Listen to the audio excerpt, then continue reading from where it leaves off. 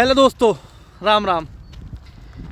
UGC जो नया विवाद चल रहा है, जिस पे जो है सवर्ण बहुत गुस्साए हुए हैं और सवर्णों के हित में फ़ैसला नहीं है, तो ये आप सब भी समझ सकते हैं। मैं आपको एक सिंपल भाषा में समझाना चाहता हूँ कि यूजीसी आखिर है क्या, आखिर क्यों इसका इतना विरोध हो रहा है और जनरल कैटेगरी वाले इसका इतना विरोध क्यों कर रहे हैं। और कास्ट के लोगों को बहुत मज़ा आ रहा है, इस टाइम बहुत मज़े आ रहे हैं उनको। पर भाई मैं बताना चाहता हूँ कि दिन सबका आता है और टाइम सबके साथ चलता है, कभी इधर कभी उधर वो चलता रहता है। पर जो यहाँ सबसे गलत बात ये है कि इक्वलिटी जिसके लिए रूल्स को ये लाया जा रहा है, जो समानता चाहिए इनको, जो समानता ये दिखाना चाह रहे हैं बच्चों में, समानता इनको चाहिए, उस समानता को ये तोड़ रहे हैं। सबसे बड़ी इसमें खामी यही है कि समानता को तोड़ने वाला बिल है, ना कि जोड़ने वाला। अब ये तोड़ेगा कैसे? अब कोई बच्चा जो है वो जनरल कैटेगरी का है, अगर उसकी कोई गलती है या नहीं भी है, कोई भी ओबीसी का या SC/ST का कोई भी बच्चा, उसके साथ उसका झगड़ा होता है किसी भी चीज़ को लेके। भाई आप कॉलेजेस में सब पढ़े हैं, हम भी पढ़े हैं, आपको पता होगा कि छोटी छोटी बातों में भी झगड़े हो जाते हैं, छोटे मोटे जो है तू मैं हो जाती हैं बच्चों में। कभी सीट को लेके, कभी बैग कहीं रखने को लेके, कभी किसी चीज़ को लेके, ये हो जाती है, ये कॉमन चीज़ है। पर अब क्या होगा कि अगर किसी भी बच्चे को ये बुरा लगेगा, किसी भी ओबीसी SC बच्चे को थोड़ा भी बुरा लग जाएगा, तो वो क्या करेगा, एक फेक एनोनिमस भी कंप्लेंट भी वो दर्ज कर सकता है ना। उसका पता होगा कौन है कौन नहीं है, और जिसके खिलाफ दर्ज होगा अब उसने कुछ किया है कि नहीं किया है, ये तो किसी को नहीं पता, उस बच्चे को भी नहीं पता कि उसने क्या किया है। लेकिन अगर कोई करवाना चाह रहा है ये चीज़ कि नहीं मैं उसके खिलाफ कंप्लेंट कर रहा हूँ, तो वो करा देगा। और फिर वो अपनी गवाही देगा, वो बच्चा जिसके खिलाफ कंप्लेंट की गई वही खुद गवाही देगा कि मैंने किया है कि नहीं किया है। अगर वो गवाही या उसको प्रूव नहीं कर पाता है कि मैंने कुछ नहीं किया है, तो ठीक है, तो भी जो है जिसने भी कंप्लेंट की है, फेक कंप्लेंट की है, उसके खिलाफ भी कुछ नहीं होने वाला। अगर वो प्रूफ नहीं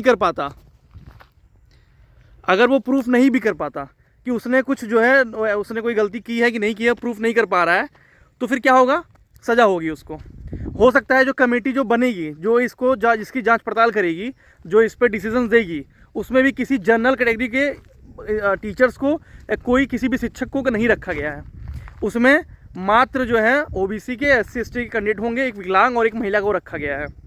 मैं कहता हूँ कि अगर उसमें भी आपको जनरल को, या जो भी बच्चा है जनरल का, उसको जस्टिस कैसे मिलेगा, उसको न्याय मिलेगा कैसे, आप ये बताइए मुझे। न्याय मिलने का कोई तो तरीका होना चाहिए उसको। तरीका कहाँ उसके पास है? कोई तरीका सरकार ने उसको छोड़ा ही नहीं, उसके पास उसको कोई तरीका नहीं दिया है कि वो अपने जस्टिस को, वो जस्टिस ले पाए, वो किसी भी तरीके से उसको जस्टिस मिले। तो सबसे बड़ी खामी यही है कि आखिर क्यों आपको ये लगता है कि जनरल कैटेगरी वाले इतने बड़े अत्याचारी हो गए हैं। आखिर क्यों आपको ये लगता है कि जनरल कैटेगरी ही जो है इतने अत्याचार करती है। 10% जो है, जिस कास्ट का मात्र पूरे भारत में जो सिर्फ 10% है, वो इतने हावी कहाँ से हो गए हैं कि हर बात जो है अभी तक जो है ये दबे ही हैं। अरे भाई, एक जो कम्युनिटी में जो जनता, जो जनसंख्या में भी इतने कम है जो सवर्ण, वो ओबीसी SC/ST सब पे इतना अत्याचार कर रहे हैं हर जगह। अरे 378 केसेस आए हैं, मतलब अब पहले जो है जो केसेस हैं, जो पहले उनका 378 केस, मतलब समझ लीजिए कि कम से कम 2 करोड़ लोग पूरे भारत में ग्रेजुएशन में होंगे बच्चे। 2 करोड़ के अप्रॉक्स बच्चे जो हैं वो ग्रेजुएशन कर रहे हैं। उसमें कितने केसेस आ रहे हैं? 378 का आंकड़ा इस बार आया है। इसके पहले जो यूजीसी बोल रहा है, जिस पे ये सारी चीज़ चल रही है, 378 का। अब आप बताइए, 2 करोड़ स्टूडेंट्स में 378 केस अगर आ रहे हैं, तो कितना बड़ा डाटा है ये, कितना बड़ा डाटा है, आप बताइए। इसके पहले जो कानून इन्होंने बनाए थे SC/ST एक्ट के, और इन्होंने जो दहेज प्रथा के कितने कानून बनाए हैं, आप बताइए कि कितने % केस उसमें फेक हैं, और कौन सी कम्युनिटी वाले नहीं झेल रहे हैं केस। ऐसा नहीं है दहेज का केस सिर्फ सवर्ण झेल रहे हैं, ओबीसी नहीं झेल रहा है, या SC/ST नहीं झेल रहा है। कौन से बिरादरी वाले नहीं झेल रहे हैं भाई। अगर कुछ कमी है किसी भी कानून में, किसी भी लॉ में, किसी भी नए कानून में कुछ बन रहा है, उसमें कुछ कमियां हैं, तो उसको बताना, उसको दिखाना आपका काम है, वो जनता का काम है। लेकिन जनता अगर इसमें बटी रहेगी, ओबीसी वाले खुश हो रहेंगे या SC/ST वाले खुश रहेंगे, चलो ठीक है अब तो हम हमारा वो आ गया। देख रहा हूँ मैं बहुत लोग खुश है इसमें। भाई क्यों खुश हो तुम यार? ग्रेजुएशन में ये बहुत ये इनइक्वलिटी का है, ये जो है बहुत गलत हो रहा है, ये आप समझ रहे हो। आप इसको ऐसे मत देखो कि नहीं, इसमें आप समझ रहे हो जस्टिस मिल ही नहीं रही है। डेमोक्रेसी इसको नहीं कहते। डेमोक्रेसी कहते हैं जब सबको एक समान अधिकार मिले, वो डेमोक्रेसी होती है। और समान अधिकार के लिए ही बाबा साहब अम्बेडकर ने संविधान लिखा था कि सबको समान मिले।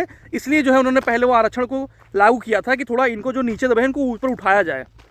उनका ये कभी कहना नहीं था कि नहीं जो ऊपर है उनको काट दिया जाए। अभी जो मनोज मुंतशिर ने ये कहा है कि अगर कोई बाग में कुछ पौधे छोटे रह गए, इसका मतलब नहीं है कि बड़े पौधों को काट दिया जाए, नहीं, उनको आप पानी दीजिए, उनको खाद दीजिए, उनको बढ़ाइए। बड़े पौधों को काटना कोई विकल्प नहीं होता, और ये सरकार ये करना चाह रही है। आप ये मत खुश होइए कि हम या सवर्ण लोग जो थे वो पहले बहुत तारीफ किया करते थे किसी सरकार की, और अब वो जो है सरकार उनके खिलाफ ही चल रही है, तो हम खुश हो रहे हैं। भाई आप खुश हो रहे हो, चलो ठीक है, आप खुश हो लो, पर आप कहीं ना कहीं इस बात को आप भी जानते हो कि ये गलत हो रहा है। आप भी जानते हो कि यहाँ जस्टिस नहीं है, ये कोई भी न्याय नहीं है, एक डेमोक्रेसी की हत्या है जो कि सरकार द्वारा की जा रही है। आप सवर्ण को आप ये नहीं है कि आप ये करके उसको दबा दोगे, ठीक है, 10-20 केस आप फालतू लगाओगे, इससे क्या होगा? इससे क्राइम बढ़ेंगे। इससे आप केस फालतू लगाओगे, कोई जेल जा रहा है फालतू में, तो उसका क्या एक टाइप का अग्रेशन वहाँ बढ़ेगा, एक दूरी पैदा होगी। अभी तक ओबीसी में और जनरल्स में इतनी दूरी नहीं बढ़ रही थी, जो अब बढ़ेगी और आगे बढ़ेगी।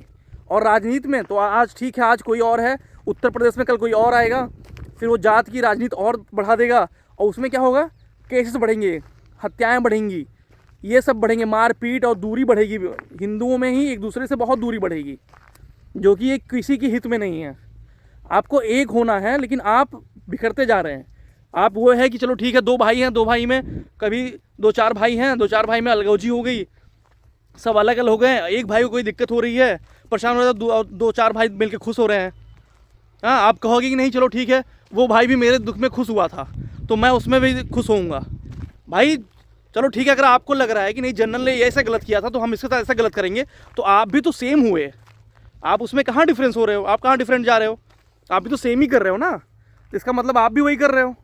अगर आपको ये लग रहा है कि सामने वाला गलत है, उसने गलत किया था उस टाइम, अब सही हो रहा है उसके साथ, और आप इसको सोच के खुश हो रहे हो, तो आप भी तो गलत कर रहे हो। वो चीज़ आपके साथ भी ऐसा होगा।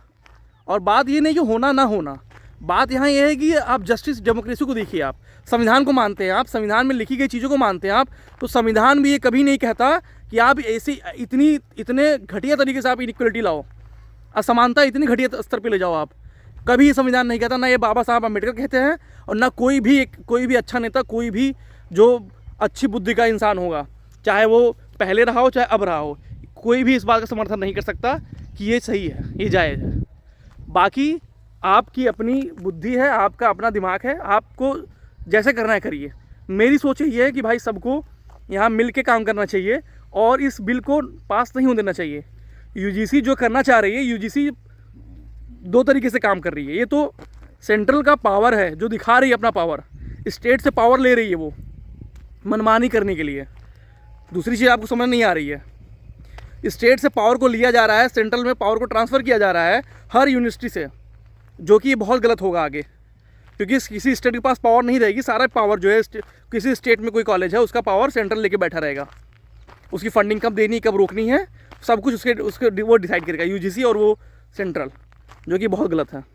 इस पर आपको सोचना है, आपको विचार करना है क्या है कैसे है। राम राम।